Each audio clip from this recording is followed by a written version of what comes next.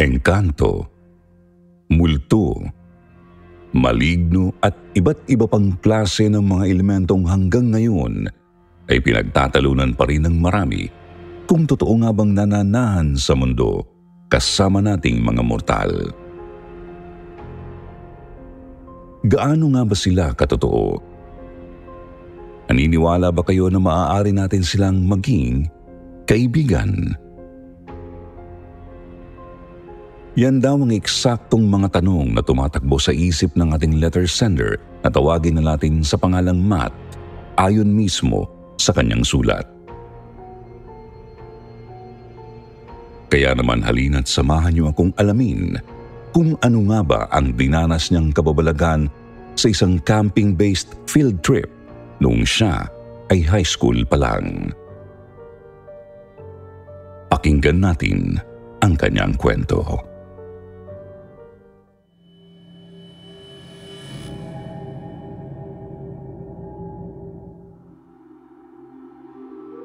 Magandang araw po sa lahat ng nakikinig ngayon dito sa Sitio Bangungot, lalong-lalo na po sa narrator natin na si Sir Jupiter. Isa po ako sa mga bagong supporter ng inyong channel na mukhang magtatagal pa dahil sobrang ang ganda po ng mga kwentong inilalabas nyo. Please call me Matt, 35 anyos na IT sa isang kumpanya dito lang po sa Quezon City. Sir Jupiter, ipinanganak po ako na bukas ang third eye o yung tinatawag na sixth sense. Bata pa lang po ako nakakakita at nakakaramdam na ako ng mga hindi maipaliwanag na bagay sa mundo. Yun nga lang, hindi naman po yun palagi. Kaya siguro kahit lumalaki na ako, ay hindi pa rin ako masanay-sanay sa abilidad kong yun. Lalo na't kahit po sa parents ko ay inilihim ko yun dahil hindi naman sila naniniwala sa mga ganon. May isang kwento lang po sana akong gustong ibahagi sa inyo na sa totoo lang ay siyang naging dahilan kaya napadpad ako dito sa inyong channel. Nangyari po ito mga ilang taon na rin ang nakakalipas. Siguro mga third year high school ako noon at nag-aaral sa isang private school sa probinsya namin sa Aurora. Nagkaroon po kami ng isang camping-based field trip at napagkasunduan ng buong klase na dapat lahat kami ay kasama. Yun nga lang po, isa sa mga kaklase kong itago na lang natin sa pangalang Enzo ang tumangging makipag-participate sa naturang activity dahil wala raw po siyang perang ibabayad.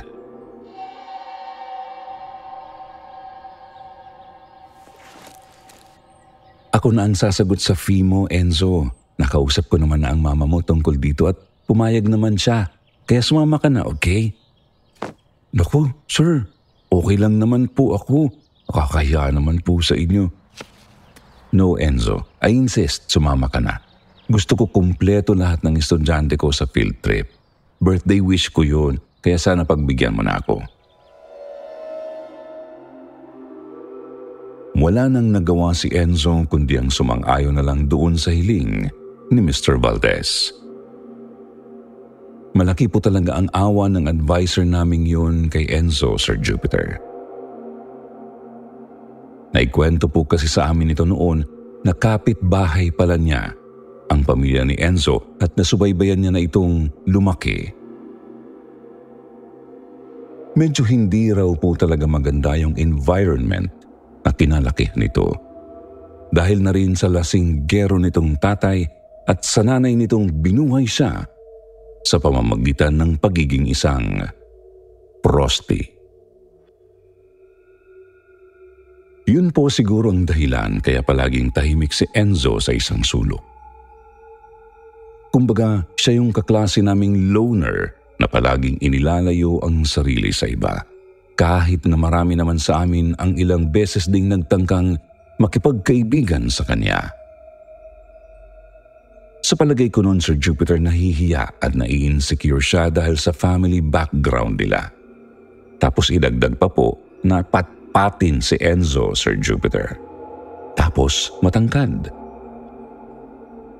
Para siyang payat na poste, kaya po lalong nahalata ang pagiging malnourished ng katawan niya. Although alam ko rin namang siya lang ang nag-iisip na huhusgahan siya ng iba, kahit hindi naman talaga. Actually, karamihan nga po sa amin noon ay believe kay Enzo. Kung tama ang pagkakatanda ko, siya ang nangunguna noon sa klase namin. Kaya nga po nakuha siyang scholar noon sa tulong na rin ni Mr. Valdez na halong tumatay yung guardian niya na. Pero siguro nga po totoo ang kasabihang, we can't have it all. Kaya nanatili pong ganun si Enzo hanggang sa dumating na nga po ang araw ng aming field trip.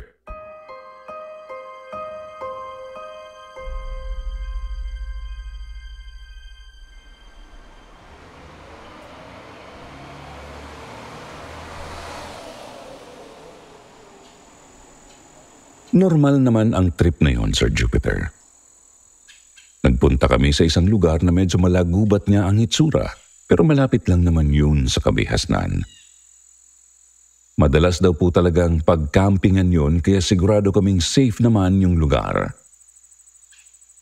Pagkarating pa lang namin doon, nagkasiyahan na agad kaming magkaklase. Pero pinayuhan kaming huwag maghihiwa-hiwalay para maiwasan nga pong maligaw ang isa man sa amin. Pero siyempre si Enzo, para na namang may sariling mundo.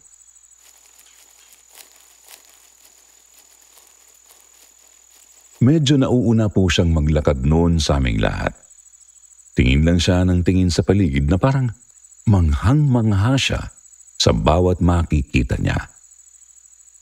Alam niyo po yung tipong parang ngayon lang siya nakalabas ng bahay kaya hindi niya alam na may nag-i-exist palang mga ganong lugar sa mundo. Kaya sobrang excited niya nung nakapunta siya doon. Parang ganon po yung naging reaksyon niya, Sir Jupiter.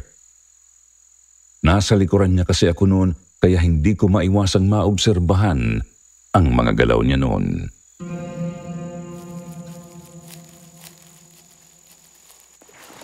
Uy, baka matunaw niyan si Enzo, Brad. Crush mo yata yan kung makatitig ka dyan, ha? Maya-maya ay bigla po akong kinantsawan nung barkada kong malisyoso, si Francis. Napangiwi pa nga ako noon sa sinabi niya Sira ulo. Wala akong ibang nasabi kaya idiniretso ko na lang ang tingin ko. Hanggang sa maya-maya, Sir Jupiter. Bigla na lang pong nagtanong si Mr. Valdez. Teka, bakit kulang kayo? Sino nawawala? Nagkatinginan naman halos lahat kaming magkaklase hanggang sa sumagot si Francis. Sir, si Enzo po. Saan ang punta yun? Akita ko po kanina pumasok sa bandaroon. Doon sa may masukal, sir. Itinuro pa ni Francis yung nadaanan naming parte ng lugar na medyo natatakpan ng nagtataas ang puno. Medyo marami rin pong tuyong dahon at mga batong nakakalat dun pa lang sa bukana ng daan, kaya mukha itong masukal. Pero dahil doon, sinamaan ko ng tingin si Francis. Tapos siniko ko ng mahina yung tagiliran niya. Alam na alam mo, ikaw yata may crush dun kay Enzo Pero imbis na mainis, ay tinawanan lang ako ng mokong. Gago, hindi. Ginujoke lang naman kita. Napansin ko rin talagang parang manghang-mangha kanina si Enzo. Kaya napatitig din ako sa kanya Nakita ko nga, sinusundan niya yata yung malaking paro-paro. Yung mariposa. Kaya siya pumasok dun sa may sukal. Nang mga sandaling yun, kahit ako, nakaramdam din talaga ako ng awa kay Enzo. Para talaga siyang inosente sa maraming bagay, Sir Jupiter. Dahil na rin po siguro sa pagpapalaki ng mga magulang niya. Nasabi rin po kasi sa amin ni Mr. Valdez noon na halos hindi raw talaga pinapayagang lumabas ng bahay si Enzo dahil kapag naabutan daw ito ng tatay niya sa labas ng bahay ay ginugulpi raw ito. Alalang-alala po tuloy si Mr. Valdez na baka maligaw si Enzo at mapahamak, lalo na't masukal nga yung pinasukan nitong bahagi ng camping site. Baka mamaya may ahas dun o kung anumang mapanganib na hayop. Mabuti na lang po, Sir Jupiter, bago pa man tuluyang magpanik noon si Mr. Valdez, bumalik na rin si Enzo. Sir, nandito lang po ako sa bukana. Hinuli ko lang po itong mariposa. Gagawin ko sanang alaga. Alaga? Anong alaga? Mamamatay lang yan kapag ikinulong mo. Pakawalan mo yan, Enzo. Baka mamaya yan, maengkanto ka pa sa ginagawa mo eh. Nang sabihin yon ni Mr. Valdez, narinig kong impit na natawa si Francis sa tabi ko. Pagkatapos ay bumulong pa habang pigil-pigil ang tawa niya. Itong si Sir, ang tanda-tanda na eh. Naniniwala pa sa mga ganon? Hindi ako sumagot, Sir Jupiter. Sa totoo lang po ng mga sandaling yun, gustong-gusto kong batukan si Francis, pero pinigilan ko lang. Kung alam lang sana niya. Kung nakikita lang sana nila ang nakikita ko ng mga sandaling yun, baka hindi na niya magawang tumawa ng ganun. Sir Jupiter, paglabas na paglabas po kasi ni Enzo dun sa may sukal, hindi na po siya nag-iisa. Meron na pong nakasunod sa likuran niya. Isang nilalang na alam kong ako lang din po ang nakakakita. Isang nilalang na alam kong hindi isang tao. Matangkad po ang nilalang na yon, Sir Jupiter. Mahahaba ang kamay niya, ganun din ang mukha. Yung buong katawan niya po parang katawan ng payat na puno. Yung mga paa naman nito na sobrang laki parang mga ugat ng puno. Tapos ang lalaki ng mata nitong bilog na bilog at kulay itim lang. Ang laki rin ng bunganga na lagi pong nakangisi. Sobrang nakakatakot talaga ang itsura ng nilalang na yun. Kaya nga po nung mapabaling sa akin ang tingin nito, pati na rin si Enzo, talagang naramdaman ko kung tumayo ang bawat hibla ng balahibo ko sa katawan. Daig ko pa ho noon ang nakuryente, lalong-lalo na nang makita kong pati si Enzo, bigla na lang akong nginisian ng palihim. Para bang alam niyang nakikita ko yung kasama niya. Tapos, iniangat niya po yung hintuturo niyang daliri at itinapat yun sa nakangusong labi niya. Sinenyasan niya po akong tumahimik.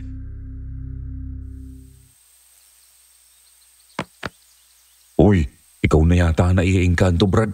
Bakit tulala ka dyan? Tinapik ni Francis ang balikat ko kaya po bigla akong napabaling sa kanya.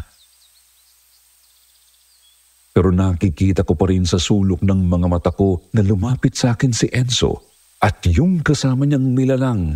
Pagkatapos dumaan sila sa likuran ko.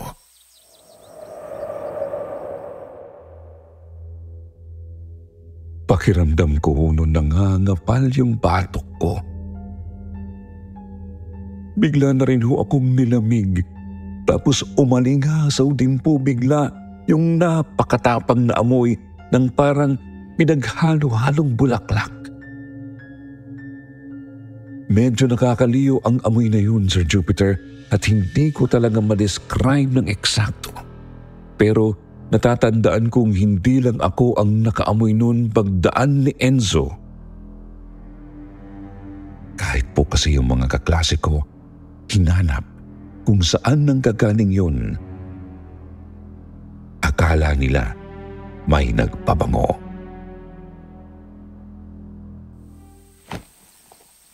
Kanina ka pa tahimik, Brand. Pinagpapawisan ka pa.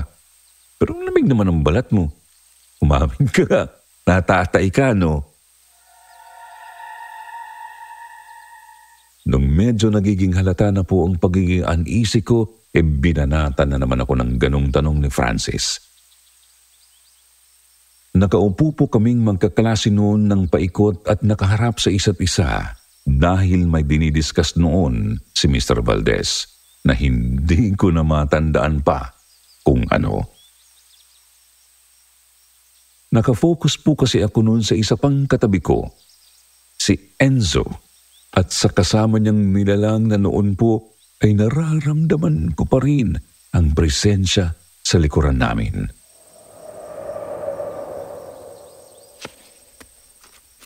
Masama pakiramdam ko eh.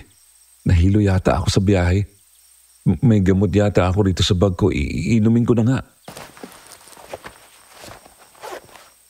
Nangatwiran na lang po ako kay Francis tapos doon na rin po ako nakakuha ng dahilan na lumingon sa likuran ko para i-check kung nandoon pa nga ba yung nilalang na kasama ni Enzo.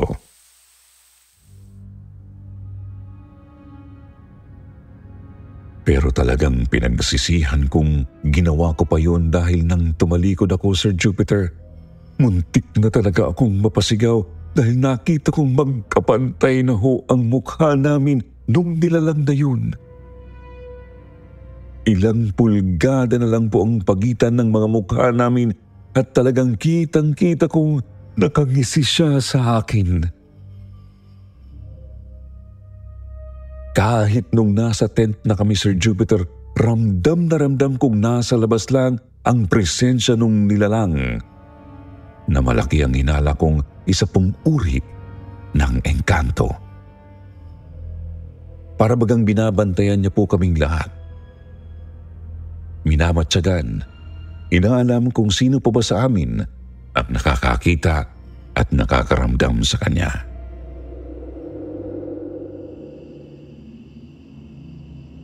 Kung ako sa'yo, Brad, tutulog ko na lang yan. Tinatakot mo lang sarili mo eh. Yun ho ang sinabi sa akin ni Francis noon bago siya nagtalukbong ng kumot at natulog, Sir Jupiter. Ginaya ko na lang din siya at salamat talaga sa Diyos dahil nakatulog din naman po ako kaagad.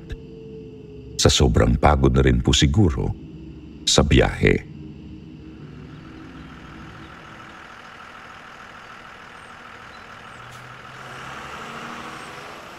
Pero kinabukasan, ayan na naman, Sir Jupiter. Kahit dun sa bus, kasama namin yung engkantong yun. Palagi po talaga siyang nakabuntot kay Enzo hanggang sa tuluyan na kaming makabalik sa pinanggalingan namin. Ang buong akala ko nga po, dun na talaga matatapos ang lahat. Kaya lang, hindi pa rin pala.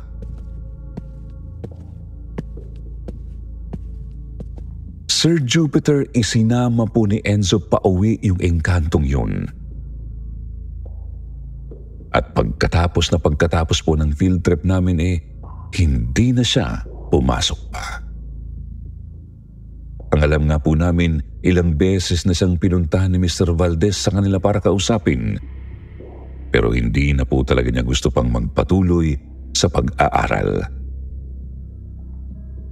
Ang sabi niya po, alam niya na raw kung anong gusto niyang gawin sa buhay niya.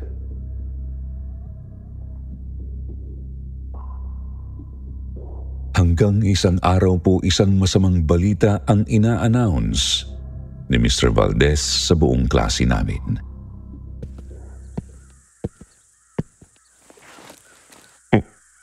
Wala na si Enzo, guys. Natagpuan siyang wala ng buhay sa loob ng banyo nila. Nakabinti siya. Pinatay niya ang sarili niya. Mangiyak-ngiyak po ang napakabait naming advisor habang ibinabalita sa amin ang trahedyang yon. Tapos hiniling niya sa amin na kung may time daw kami, sana ay magawa naming dumalaw sa burol ng sumakabilang buhay naming kaklase. Sasama ka? Tinanong po agad ako ni Francis nung lumabas na si Mr. Valdez sa classroom. Oo. Kawawa naman kasi si Enzo, pre. Sigurado ka? Makahulugan pa akong tinitigan ni Francis. Oo, bakit ba? Oh, dalhin mo to kung dadalaw ka mamaya. Bigla ho niya akong inabutan ng rosaryo. Doon ho ako napatitig kay Francis. Noon ko lang din biglang naalala yung sinabi niya sa akin nung nasa tent kami. Mabuti na lang, bago pa man ako magtanong ay nagawa na agad sagutin ni Francis ang mga tumatakbo noon sa isip ko. Oo, Brad.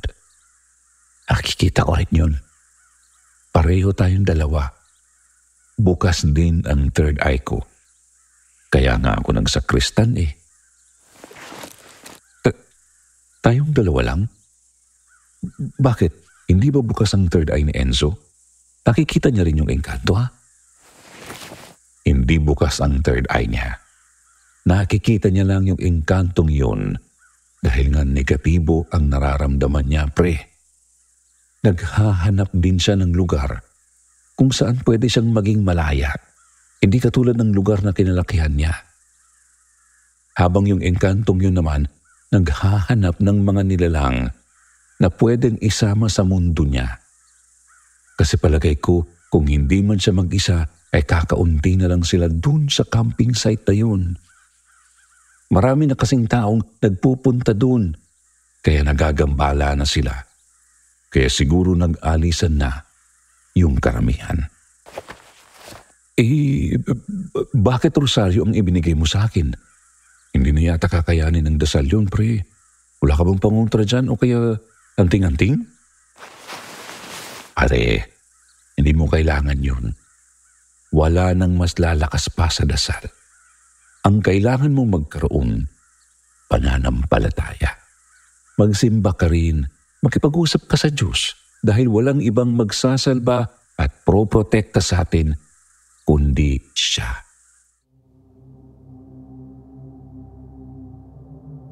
Napaisip ako sa sinabi ni Francis, Sir Jupiter. Para ba ho akong sinampal ng katotohanan sa sinabi niya? Pero syempre, hindi naman ganun kadaling patatagin ng pananampalataya.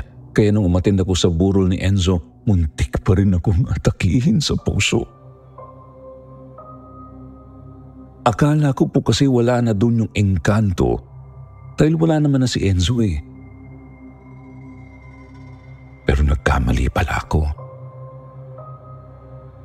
Pagkarating pa lang namin sa kanila, nakasunod na ho agad sa likuran ko yung engkanto, Sir Jupiter. Nakangisi pa rin siya, parang sayang-saya habang nararamdaman niyang takot na takot ako sa kanya. Hindi ko po alam kung ako lang ba ang nakakapansing ang lakas-lakas ng hangin noon.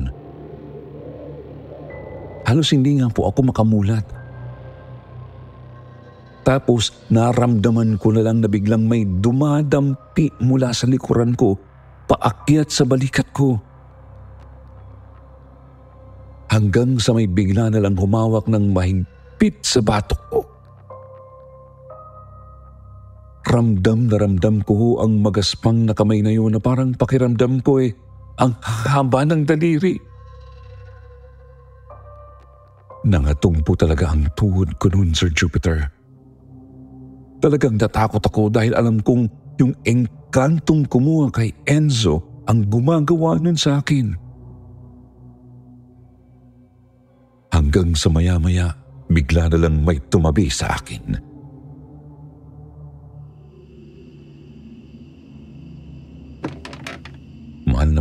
Panginoon na siyang pinakamakapangyarihan sa lahat. Protektahan niyo po kami sa lahat ng masasama. Ilayo niyo po kami sa kapahamakan. Gabayan niyo po kami sa lahat ng oras. Amen. Nagulat ako nang bigla pong bumulong ng ganon si Francis pagkaupo pa lang niya sa tabi ko. Tapos nung dali-dali nang nawala yung mahigpit na hawak ng engkanto sa batok ko. Literal na nanlaki ho ang mata ko habang nakatitig ako kay Francis na puno ho ng pagkamangha. Sabi ko naman kasi sa iyo, pre, magdasal ka lang at maniwala ka sa kanya. Tumuro pa si Francis sa itaas, kaya bigla po akong napangiti nun at tumango. Pero bigla rin yung nawala ng dugtungan niya pa yung sinabi niya sa akin. Kapag nagdasal ka, idamay mo na si Enzo, Brad. Umiiyak siya ngayon dyan sa tabi mo. Huwag mo na lang lingunin para hindi ka matakot. Talagang hindi ho ako lumingon noon, Sir Jupiter. Nang mga sandaling yun, wala ho akong pakialam kung magka-stiff neck man ako. Basta hanggang pag-uwi, diretso lang po ang tingin ko.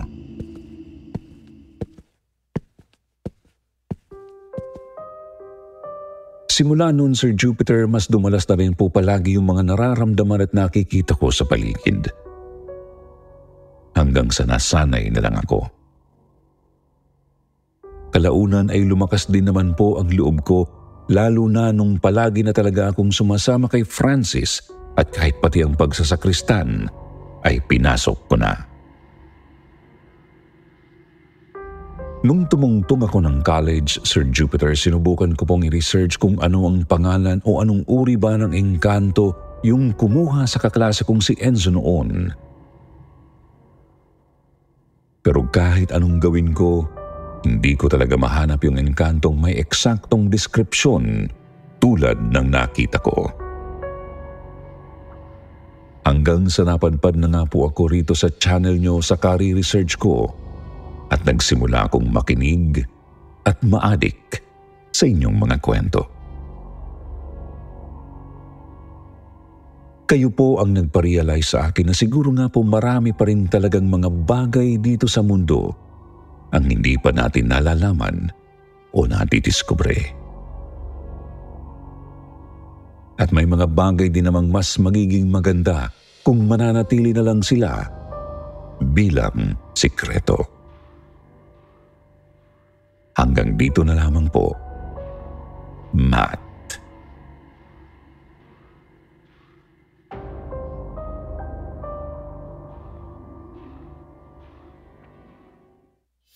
At syempre mga kaibigan, hindi pwedeng mawala ang ating shoutout portion. Shoutout kay Jaira, Pauline Segui, Bong Salvador, Fernandito Ornopia, Arnel Tadarao Hiron, Eileen Fumar, Nina, John Carl Trinidad at Angela May T. Basahin naman natin ang ilan sa mga magagandang comment mula kina Thelma Bermudez at Liziel. Sabi ni Thelma, Sir Jupiter, na lesson ang homesickness ko sa pagkikinig sa Sitio Bangungot at Takip Silim. Silent listener from Iran, Esfahan. Sabi naman ni Lizel, hello, Sitio Bangungot. Always nakikinig sa inyo at ang oras ng iyong upload ang binabantayan ko. Kayo ang lagi kong kasama sa paglilinis ng bahay ng amo ko dito sa Dubai, UAE. God bless you more mga ka-SB at KT. Sana walang ending ang inyong pag-upload ng video everyday. Sana rin po. Sa mga hindi po nabanggit sa susunod na lang po, huwag niyo pong kalimutang mag-reply sa ating shoutout box na nasa comment section para ma-shoutout ang pangalan nyo. Muli po mula sa bumubuo ng Sitio Bangungot. Ito ang inyong lingkod, Jupiter Torres. Nagpapasalamat.